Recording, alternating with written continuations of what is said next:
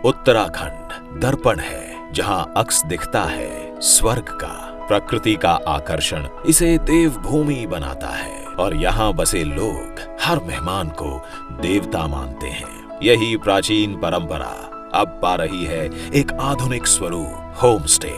अब पर्यटक बहुत नजदीक से अनुभव कर पाएंगे पर्वतीय लोक संस्कृति, जीवन शैली और खान पान का। दीनदयाल उपाध्याय गृह आवास योजना, इस योजना के अंतर्गत गृह स्वामी को पूंजी और ब्याज सहायता के रूप में मदद की जाती है। Trekking traction centre home stay अनुदान योजना आरंभ की गई है। इस योजना के तहत ट्रैक मार्गों पर होम स्टे के निर्माण एवं उनकी साज सज्जा के लिए सहायता प्रदान की जाती है। उत्तराखंड में होम स्टे बुलावा देता है, विकास के एक नए युग को आमंत्रित करता है प्रकृति प्रेमी पर्यटकों और तीर्थ यात्रियों को।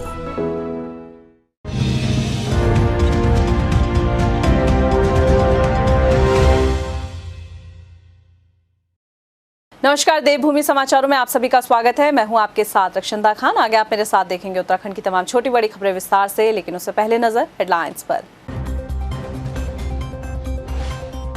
उत्तराखंड में राज्यसभा की एक सीट के लिए 10 जून को होगा चुनाव। आयोग ने जारी की चुनावी कार्यक्रम की तारीख। उम्मीदवार के नाम पर चल रहा मंथन। शिक्षा मंत्री धन सिंह रावत ने शिक्षकों की पदोन्नति के निर्देश दिए। एलटी से प्रवक्ता पदों पर भी होगा प्रमोशन। 55 स्कूलों का होगा निरीक्षण। चारधाम यात्रा के दौरान श्रद्धालुओं की मौत पर कांग्रेस ने सरकार की कार्यप्रणाली और व्यवस्थाओं पर खड़े किए सवाल। सुमित हृदयेश बोले, यात्रा पर नहीं, उपचुनाव में बिजी है सरकार। और चंपावत जिले में देर रात हुआ बड़ा हादसा। गहरी खाई में कार गिरने से एक ही परिवार के 3 लोगों की मौत, एक महिला गंभीर रूप से घायल। हेडलाइंस के बाद बुलेटिन में खबरें विस्तार से। और बात सबसे पहले बड़ी खबरों की करते हैं। उत्तराखंड में राज्यसभा की एक सीट के लिए चुनाव 10 जून को होगा। चुनाव आयोग ने राज्यसभा की खाली सीट के लिए चुनावी प्रक्रिया को जारी कर दिया है। 24 मई को चुनाव की अधिसूचना जारी होगी। 31 मई को नामांकन दाखिल करने की आखिरी तारीख है और 1 जून को नामांकन पत्रों की जांच होगी। 3 जून को नामांकन वापस लिया जा सकता है। 10 जून को मतदान रखा गया है। मतदान सुबह 9 बजे से शाम 4 बजे तक होगा और इसी दिन मतगणना भी होगी और 13 जून को चुनाव की प्रक्रिया पूरी हो जाएगी। वहीं राज्यसभा सीट के उम्मीदवार के लिए नामों के पैनल पर पार्टी मंथन कर रही है। शिक्षा मंत्री धन सिंह रावत ने शिक्षकों की पदोन्नति को लेकर अधिकारियों को निर्देश दे दिए हैं। आपको बता दें कि शिक्षा मंत्री का कहना है कि समय पर शिक्षकों की पदोन्नति की जाए, इसका पूरी तरीके से पालन शिक्षा विभाग के अधिकारी करें। वहीं एलटी से प्रवक्ता पदों पर भी प्रमोशन करने के निर्देश दे दिए गए हैं। पदोन्नति के अलावा शिक्षा मंत्री ने डाइट के खाली पदों को भरने के भी निर्देश दिए हैं। साथ ही शिक्षा विभाग के अधिकारियों को 55 स्कूलों के निरीक्षण करने के लिए भी कहा गया है। इसके अलावा शिक्षा विभाग के जिन अधिकारियों के पास वाहन नहीं है, उनको भी वाहन दिए जाने के प्रस्ताव बनाने के भी मंत्री द्वारा निर्देश दे दिए गए हैं। चारधाम यात्रा में स्वास्थ्य सुविधाओं के अभाव के चलते अब तक 29 श्रद्धालुओं की मौत हो चुकी है, जिसके बाद अब सरकार, जो राज्य सरकार है, वो उसकी कार्यप्रणाली और व्यवस्थाओं पर सवाल खड़े होने शुरू हो चुके हैं। श्रद्धालुओं की मौत के बाद अब विपक्ष भी सरकार पर हमलावर हो गया है। हल्द्वानी से कांग्रेस विधायक सुमित हृदयेश ने कहा है कि चारधाम यात्रा में स्वास्थ्य सुविधाओं के अभाव से श्रद्धालुओं की मौत हो रही है और इसके जिम्मेदार सरकार है। सरकार और उत्तराखंड के लिए एक बड़ा ये कलंक है, लेकिन वहां पर व्यवस्थाएं ठीक करने के बजाय सरकार का पूरा ध्यान चंपावत उपचुनाव पर लगा हुआ है। चंपावत जिले में गुरुवार देर रात को एक बड़ा सड़क हादसा हुआ है। यहां पार्टी से 1 किलोमीटर दूर अल्टो कार अनियंत्रित होकर खाई में गिर गई। इस हादसे में मां बेटे सहित 3 लोगों की मौके पर ही मौत हो गई, जबकि एक महिला गंभीर रूप से घायल बताई जा रही है, जिसका इलाज चल रहा है। बता दें कि ये पूरा परिवार हरिद्वार से अपने परिजन का श्राद्ध कर अपने घर पार्टी की ओर जा रहे थे। तभी बीच रास्ते में पार्टी से करीब 1 किलोमीटर पहले उनकी कार 250 मीटर गहरी खाई में जाकर गिर गई। मुख्यमंत्री पुष्कर सिंह धामी की अध्यक्षता में हुई कैबिनेट की बैठक में प्रदेश की सभी अंत्योदय कार्ड धारकों को साल में 3 गैस सिलेंडर मुफ्त देने का फैसले पर अब मोहर लग चुकी है। इसके साथ ही कैबिनेट में 7 मामलों पर मोहर लगी है। तो आइए आपको अपनी इस रिपोर्ट में दिखाते हैं कि कैबिनेट की बैठक में क्या कुछ खास रहा और किन फैसलों पर मोहर लगी। विधायी और संसदीय विभाग के 17 आवासन को मंजूरी दी गई। हरिद्वार में जिला पंचायत चुनाव पर भी चर्चा की गई। अंत्योदय योजना के जरिए 3 फ्री सिलेंडर देने को मंजूरी मिली है। 1,84,142 राशन कार्ड धारकों को लाभ मिलेगा। किसानों को गेहूं पर प्रति कुंटल 20 रुपए का बोनस मिलेगा। गन्ना चीनी विभाग मूल्य भुगतान के लिए सरकार व्यवस्था करेगी। पशुपालन विभाग कृत्रिम गर्भाधान के लिए कर्मचारियों को पहले की तरह मैदानों में 40 रुपए प्रोत्साहन राशि के रूप में दिए जाएंगे। वहीं पहाड़ों में 50 रुपए प्रोत्साहन राशि के रूप में मिलेंगे। केदारनाथ धाम में जरूरत के अनुसार कुछ बिल्डिंग्स को 2 मंजिला बनाया जाएगा और जिन ठेकेदारों ने पहली मंजिल बनाई है वही ठेकेदार दूसरी मंजिल भी बनाएंगे। आईटीबीपी के जवान भी वहां आ गए हैं, एनडीआरएफ के लोग भी वहां हैं, ताकि अगर पैदल ट्रैक पे चलते किसी यात्री को कोई असुविधा होती है, कोई सांस फूलने लगती है, वो नहीं चल पा रहा, तो ये एसआरडीएफ वाले, आईटीबीपी वाले और एनडीआरएफ वाले आदमी हमारे जो पैरामेडिक्स हैं उनके साथ मिलके उस यात्री को उठा के जहाँ पकड़ के जो नियरेस्ट कैंप है, मेडिकल कैंप है, वहाँ तक ले आएँ जहाँ उसका उपचार हो सके। उत्तराखंड में चारधाम यात्रा की व्यवस्थाओं को लेकर जहां सवाल प्रशासन पर उठ रहे हैं, तो वहीं दूसरी तरफ मुख्य सचिव एसएस संधू का कहना है कि कपाट खुलने के मौके पर धामों में ज्यादा श्रद्धालु दर्शन के लिए पहुंचते हैं, लेकिन अब सभी धामों में श्रद्धालुओं की संख्या कम हो चली है। जितनी संख्या धामों में दर्शन के लिए तय की गई है, उसी संख्या के अनुरूप दर्शन श्रद्धालु कर रहे हैं। वहीं मुख्य सचिव का कहना है कि जिन लोगों की मौत यात्रा के दौरान हुई है, उनमें ज्यादातर हार्ट अटैक आने से उनकी मौत हुई है। इन्हीं सब परेशानियों को देखते हुए अब यात्रा मार्गों में आईटीबीपी के जवान और एनडीआरएफ के जवान भी मुस्तैद कर दिए गए हैं, ताकि पैदल ट्रैक पर किसी श्रद्धालु को कोई दिक्कत होती है तो मेडिकल सुविधा मुहैया कराई जा सके। निरंतर वहाँ सीनियर अधिकारियों की टीम भेजी जा रही है, डॉक्टरों की टीम भेजी जा रही है, जो और निरीक्षण कर रहे हैं कि अगर कहीं और किसी चीज़ की आवश्यकता है और बेहतर मेडिकल सुविधाओं की आवश्यकता है तो वो भी उपलब्ध कराई जाएं, ताकि जितने भी तीर्थ यात्री हैं वो अच्छी तरह यात्रा कर सकें। आईटीबीपी आपने आज अखबारों में भी पढ़ा होगा, आईटीबीपी के जवान भी वहां आ गए हैं, एनडीआरएफ के लोग भी वहां हैं, ताकि अगर पैदल ट्रैक पे चलते किसी यात्री को कोई असुविधा होती है, कोई सांस फूलने लगती है, वो नहीं चल पा रहा, तो ये एसआरडीएफ वाले, आईटीबीपी वाले और एनडीआरएफ वाले आदमी हमारे जो पैरामेडिक्स हैं उनके साथ मिलके उस यात्री को उठा के जहाँ पकड़ के जो नियरेस्ट कैंप है, मेडिकल कैंप है, वहाँ तक ले आएँ जहाँ उसका उपचार हो सके। चारधाम यात्रा रूट पर तैनात किए गए एनडीआरएफ जवानों को लेकर विपक्ष ने सवाल उठाए हैं। कांग्रेस प्रदेश अध्यक्ष करण माहरा ने इसे सरकार की विफलता करार दिया है। मैं लगातार कहते रहा कि सड़कें टूटी हुई, एक्सीडेंट होंगे। एक्सीडेंट्स में भी करीब 6-7 लोगों की मृत्यु हो गई। मैं कहते रहा कि केदारनाथ बाबा के धाम में पूरी तरीके से व्यवस्थाएं ठीक नहीं है, स्वास्थ्य सेवाएं लचर हैं, लोगों को ऑक्सीजन की कमी होगी, क्योंकि पोस्ट कोविड जो इफेक्ट्स आने थे उनका मुझे अंदेशा था और मैं लगातार कह रहा था कि वहाँ ऑक्सीजन के देने के लिए कुछ व्यवस्था होनी चाहिए, वहाँ मेडिकल फैसिलिटीज होनी चाहिए। और आज जब 22 से ज्यादा लोग इस बीच में खत्म हुए हैं तो केंद्र सरकार जागी है। चारधाम यात्रा चल रही है। यात्रा को शुरू हुए 1 हफ्ता बीत चुका है और अब तक चारों धाम में 2 लाख से ज्यादा श्रद्धालु दर्शन भी कर चुके। हालांकि ये आंकड़े अभी और बढ़ेंगे, लेकिन कई श्रद्धालुओं के लिए पहाड़ चलना मुश्किल हो रहा है। वजह बीमारी बन रही है। अब स्वास्थ्य विभाग ने यात्रियों के लिए हेल्थ एडवाइजरी जारी की है। क्या कुछ हेल्थ एडवाइजरी कह रही है, इस रिपोर्ट में आपको दिखाते हैं।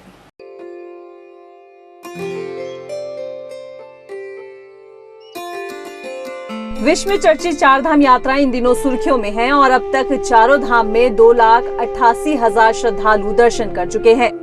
यात्रा के दौरान कई श्रद्धालु बीमार हुए। हार्ट अटैक आने की वजह से 22 श्रद्धालुओं की मौत भी हुई। केदारनाथ धाम में ही 10% यात्रियों को ऑक्सीजन की जरूरत पड़ी है। श्रद्धालुओं की मौत पर पीएमओ ने भी संज्ञान लिया। प्रदेश सरकार से भी रिपोर्ट मांगी गई। सूबे के सीएम पुष्कर सिंह धामी भी हरकत में आए और स्वास्थ्य सेवाओं को दुरुस्त करने के निर्देश दिए गए। स्वास्थ्य महकमा कह रहा है, जान है तो जहान है। अब स्वास्थ्य महकमे ने यात्रा में किन बातों का ख्याल श्रद्धालुओं को रखना है, इसके लिए स्वास्थ्य विभाग की गाइडलाइंस को जारी किया है। यात्री चारधाम यात्रा में आने से पहले हेल्थ चेकअप करवाएं। पहले से किसी बीमारी से ग्रस्त श्रद्धालु अपने साथ अपना प्रिस्क्रिप्शन, डॉक्टर का फोन नंबर, दवा साथ लाएं। बुजुर्ग, बीमार या कोविड संक्रमण की जद में आ चुके व्यक्ति कुछ वक्त के लिए यात्रा को टाल दें। तीर्थ स्थल पर पहुंचने से पहले रास्ते में श्रद्धालु एक दिन का आराम जरूर करें। यात्रा में आते वक्त अपने साथ गर्म और ऊनी कपड़े जरूर लाएं। Heart, asthma, diabetes, high BP के पेशेंट ऊंचाई वाले इलाकों में अपना खास ख्याल रखें। यात्री को सिर में दर्द, चक्कर, घबराहट, दिल की धड़कनें तेज होना, उल्टी आना, हाथ पांव, होठ की रंगत नीली होना, थकान होने लगे, सांस लेने में परेशानी हो या शरीर से जुड़ी किसी भी और तरह की दिक्कत, ऐसे में वो फौरन निकटतम स्वास्थ्य केंद्र में संपर्क करे या फिर हेल्पलाइन नंबर 104 पर संपर्क करे। यात्रा में धूम्रपान और दूसरे मादक पदार्थों के सेवन से परहेज करें। सनस्क्रीन 50 SPF का इस्तेमाल स्किन को तेज धूप से बचाने के लिए करें। अल्ट्रावायलेट किरणों से आंखों को बचाने के लिए सनग्लासेस लगाएं। यात्रा के दौरान पानी पीते रहें, खाली पेट ना रहें। लंबी यात्रा के वक्त बीच बीच में आराम करें। ऊंचाई वाले इलाकों में एक्सरसाइज करने से बचें। किसी भी स्वास्थ्य संबंधी जानकारी के लिए 104 और एम्बुलेंस के लिए 108 हेल्पलाइन पर संपर्क करें। हम भी चारधाम यात्रा में आने वाले श्रद्धालुओं से अपील करते हैं कि वो इस गाइडलाइंस का पालन करते हुए यात्रा करें, तभी स्वस्थ शरीर के साथ सुरक्षित यात्रा संभव है।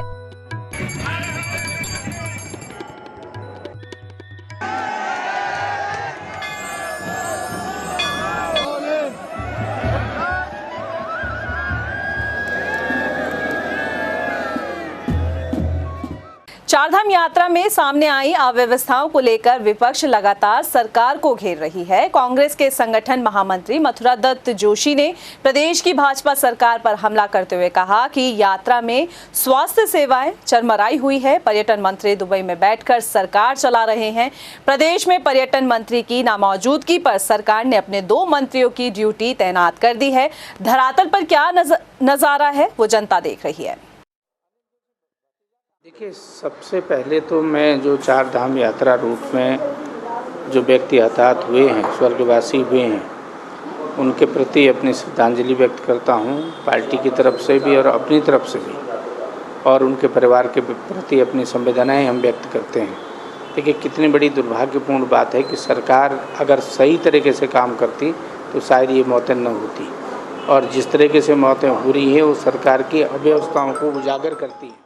हल्द्वानी में 15 मई को शुरू हो रही महिला पुलिसकर्मी की भर्ती प्रक्रिया को लेकर तैयारी शुरू कर दी गई है। हल्द्वानी में मौजूद मिनी स्टेडियम में भर्ती प्रक्रिया 1 महीने तक चलेगी, जिसमें रोजाना सुबह 7:30 बजे से 400 अभ्यर्थी शारीरिक दक्षता देंगे। भर्ती प्रक्रिया को लेकर एसएसपी पंकज भट्ट ने कहा है कि तैयारी पूरी कर ली गई है। बता दें, 250 महिला फायर के पदों के लिए 11,600 महिला अभ्यर्थियों ने आवेदन किया है। दिनांक 15 तारीख से महिला पुलिसकर्मी चर्रियों की भर्ती शुरू होने वाली है। इसके लिए सभी तैयारियां कर ली गई हैं। मिनी स्टेडियम में जितने इवेंट हैं वो आयोजित किए जाएंगे। इसके अलावा वहाँ सुरक्षा व्यवस्था का भी प्रॉपर प्रबंध किया जा रहा है। उसमें पानी की व्यवस्था और जो ISI मार्क के इंस्ट्रूमेंट हैं वो सब परचेज कर लिए गए हैं, और निश्चित रूप से पूरी एहतियात के साथ ये सारी कार्रवाई की जा रही है। इसमें टोटल 11,000 महिला के पद अभी तक जो आवेदन प्राप्त हुए हैं, और इसके आधार पर भर्ती की प्रक्रिया शुरू। ट्रेन में सफर करने वाले यात्रियों के लिए एक जरूरी खबर है। 20 मई को मोतीचूर स्टेशन में सुबह 9 बजे से शाम 4 बजे तक यार्ड की मरम्मत का काम चलाया जाएगा। इसी वजह से 20 मई को देहरादून से चलने वाली 3 ट्रेनें काठगोदाम एक्सप्रेस से सहारनपुर पैसेंजर और शताब्दी रद्द कर दी गई है। शताब्दी एक्सप्रेस देहरादून रेलवे स्टेशन में न आकर हरिद्वार से ही संचालित की जाएगी। स्टेशन पड़ता है मोतीचूर, हरिद्वार से अगला स्टेशन है, उसमें ब्लॉक लिया जाएगा OHC का, कुछ काम होना है जो सुबह 9:30 बजे से और शाम के 4 बजे मतलब 16 बजे तक चलेगा। उसकी वजह से गाड़ी को कुछ को तो हरिद्वार रोका जा रहा है और कुछ को कैंसिल किया जा रहा है।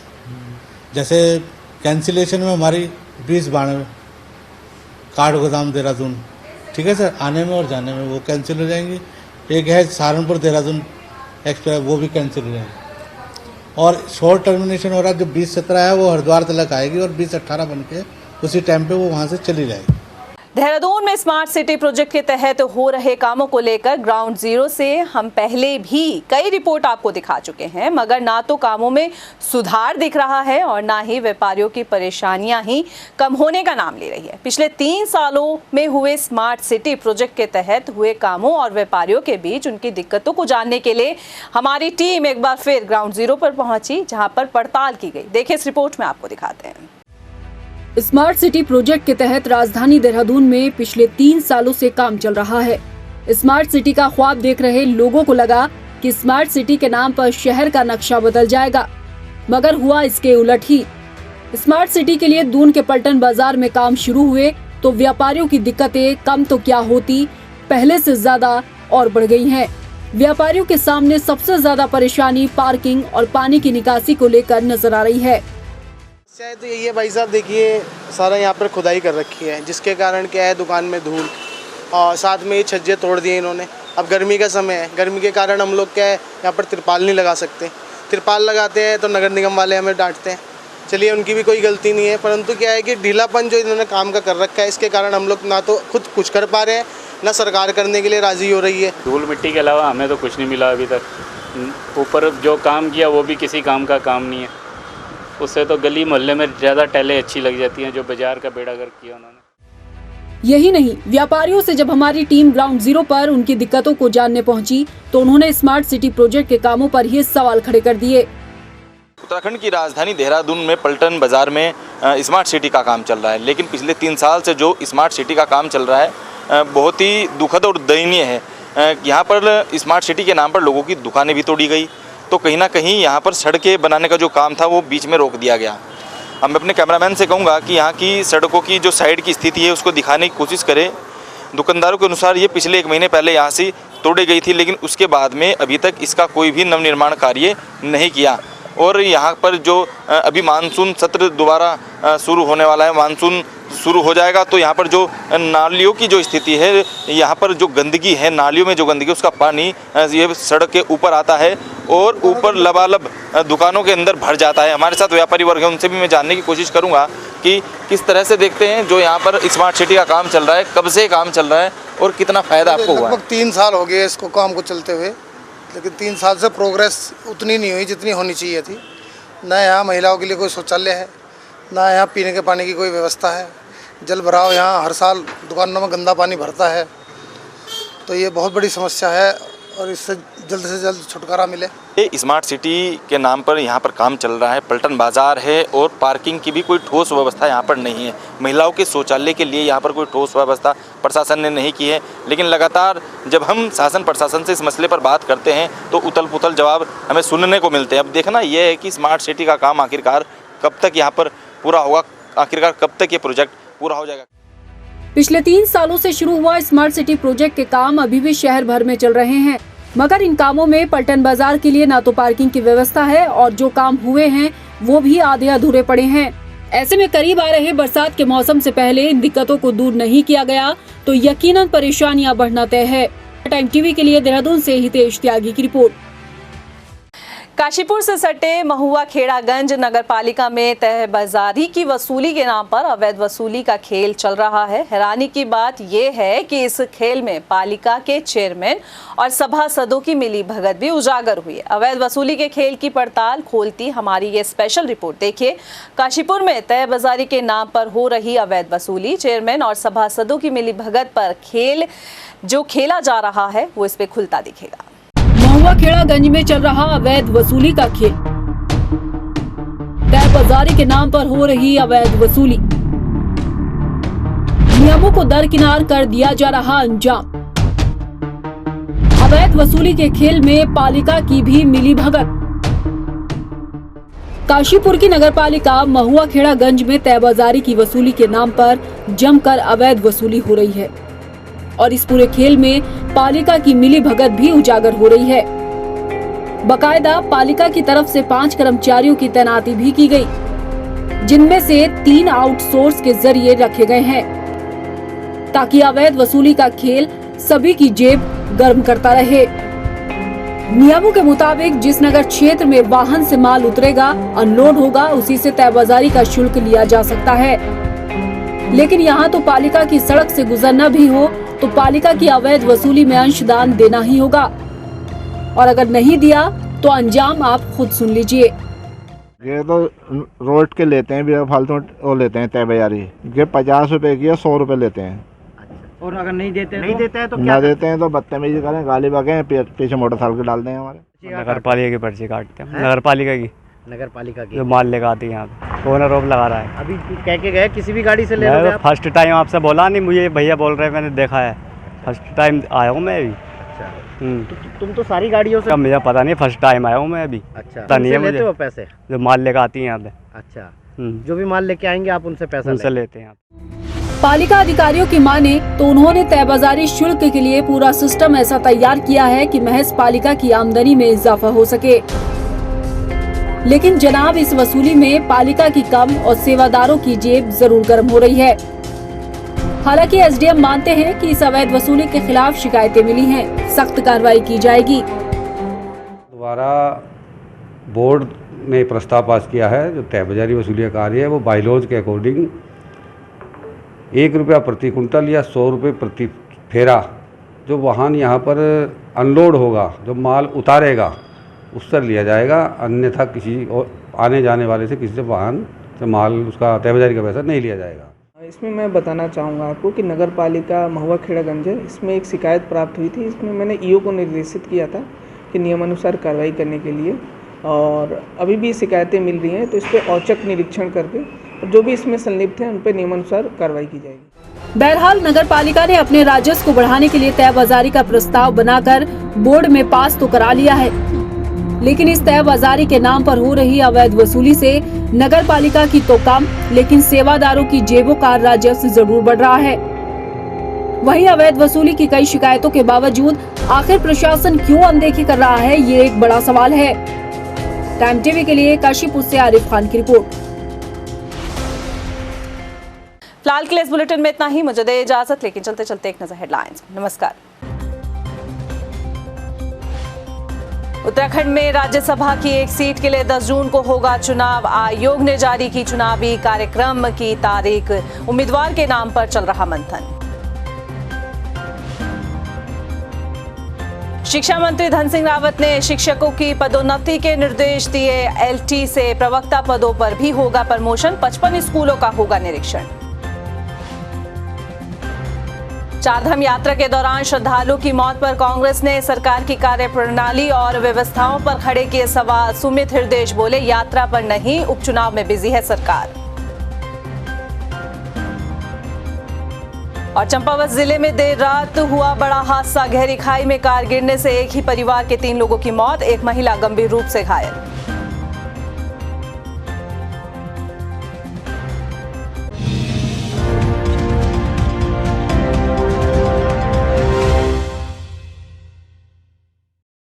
उत्तराखंड दर्पण है, जहां अक्स दिखता है स्वर्ग का। प्रकृति का आकर्षण इसे देवभूमि बनाता है और यहाँ बसे लोग हर मेहमान को देवता मानते हैं। यही प्राचीन परंपरा अब पा रही है एक आधुनिक स्वरूप, होम स्टे। अब पर्यटक बहुत नजदीक से अनुभव कर पाएंगे पर्वतीय लोक संस्कृति, जीवन शैली और खान पान का। दीनदयाल उपाध्याय गृह आवास योजना, इस योजना के अंतर्गत गृह स्वामी को पूंजी और ब्याज सहायता के रूप में मदद की जाती है। Trekking traction centre home stay अनुदान योजना आरंभ की गई है। इस योजना के तहत ट्रैक मार्गों पर होमस्टे के निर्माण एवं उनकी साज सज्जा के लिए सहायता प्रदान की जाती है। उत्तराखंड में होमस्टे बुलावा देता है, विकास के एक नए युग को आमंत्रित करता है प्रकृति प्रेमी पर्यटकों और तीर्थ यात्रियों को।